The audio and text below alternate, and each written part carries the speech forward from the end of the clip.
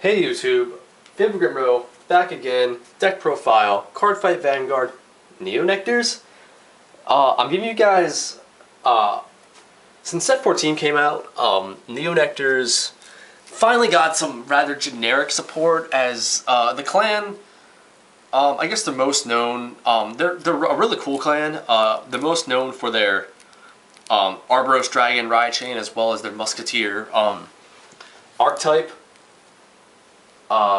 That is getting support with the legions. So a lot of people have been after these things for a while now. But set 14, they finally got some other support in the form of a sort of archetype in maidens. Although there's nothing really archetype specific about them. They're really just sort of kind of generic support. I guess kind of like how battle maidens are, or I don't know, goddesses for Genesis or something like that. But it's a pretty fun deck. The Neo Nectars, they haven't really been featured on the show a whole lot outside of a handful of episodes, so they don't really get a whole lot of limelight and therefore not a whole lot of support. But their playstyle is pretty good, as they're sort of this odd mixture between Gold Paladins and Murakumo. So they're all about either calling out other copies of cards from the top of the deck or calling out clones of themselves. There's sort of this in between the two play styles. So they're pretty fun though. Nice, pretty aggressive deck. They got a new starter besides the grade 3 starter, which was the Musketeer they had before, Kira, and Maiden of Phasalis, some sort of a flower name. She's pretty good. She's like a mini Spring Breeze Messenger without the Counterblast. So when attack hits a Vanguard that she boosted, if you have a Neo Nectar Vanguard, you can put her into the soul, and then look at the top 5 cards of your deck, and then call a grade 1 Neo Nectar to rearguard at rest. So yeah, much like Gold Paladin Spring Breeze, she trades herself out for a grade 1 from the top 5 cards of the deck, which is pretty nice because you're most likely going to get one off the top 5. Whereas Spring Breeze, I think, is top 3. Some of the Gold Paladin effects are just the top 1 card that lets you search off. But this lets you dig a little bit deeper into the deck to get the cards that you need. Very, very solid starter. 8 crit.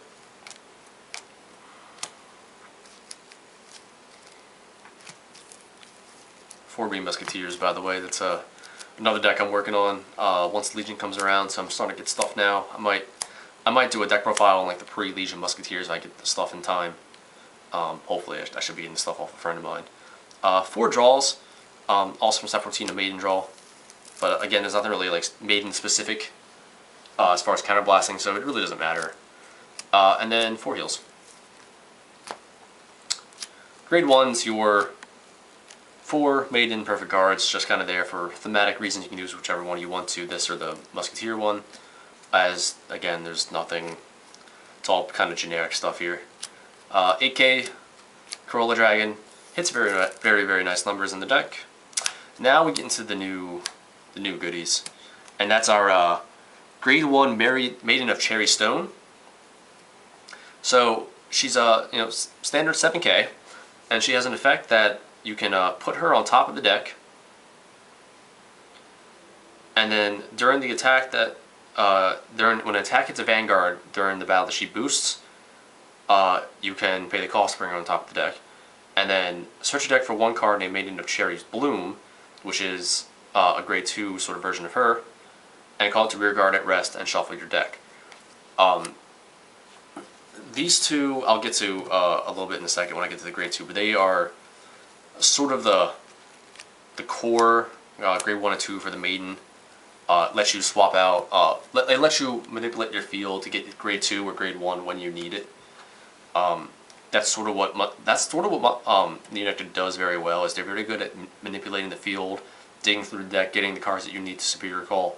Much like Gold Paladins, but Murakumo, although they have their own little twerks to them as well. Quirks, I guess, not twerks. And then two of the discard draw. There's really not much else to play for Neo Nectar, as again they're pretty undersupported. This is just sort of like a another generic solid card just to sort of get to the things that you need. Here's your Maiden of Cherry Blooms, your 4 ofs.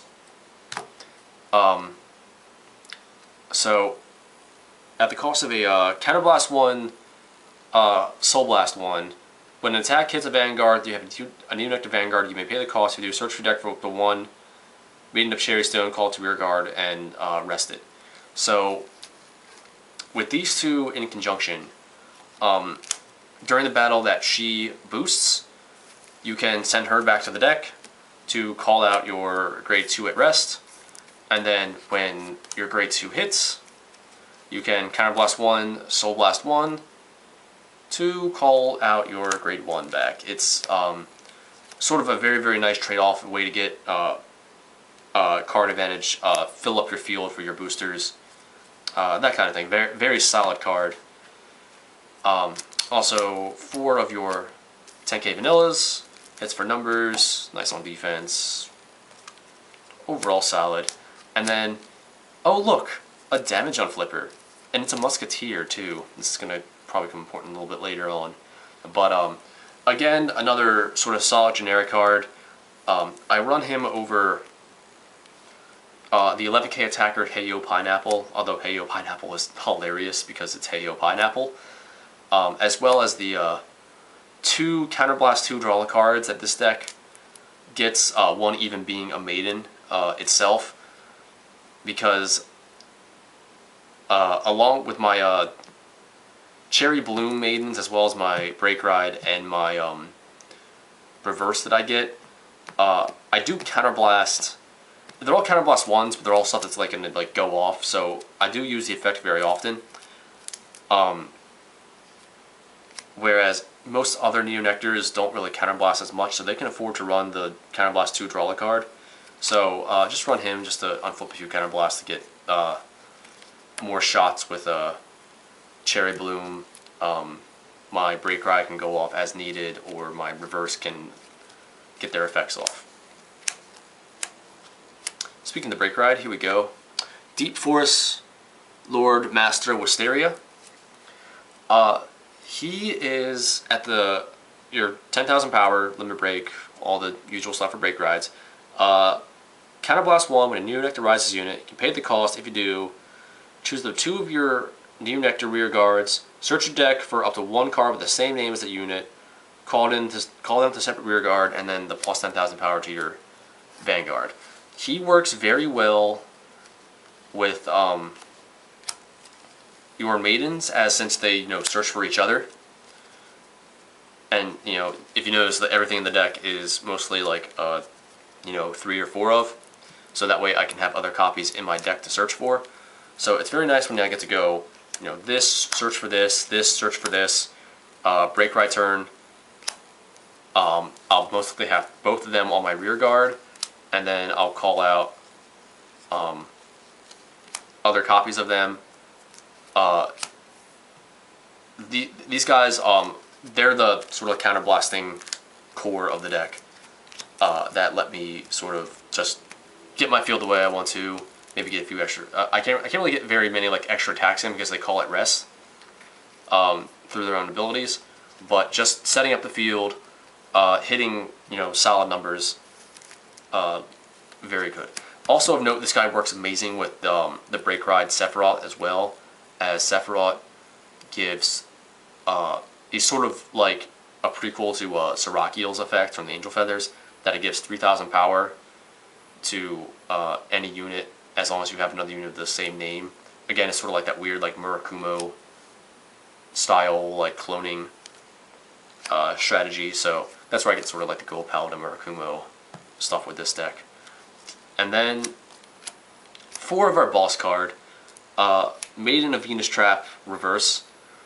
This is actually one of the few reverses that is not a cross ride in some form, and I think that's because like lore wise, this and the Murakumo one, I think as well as actually like Link Joker's own like something weird where like she was created and then she got unreversed and then turned into the other form, which was the promo for set 14, the sneak promo, the Maiden of Flytrap Muse.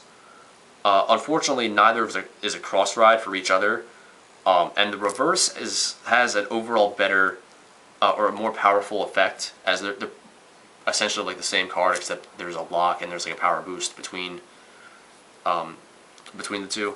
So the reverse is generally regarded as the superior of the two, as you can't really run them both together because there's no like cross ride bonus that you get for running them both together. So it's better just to run it with a break ride.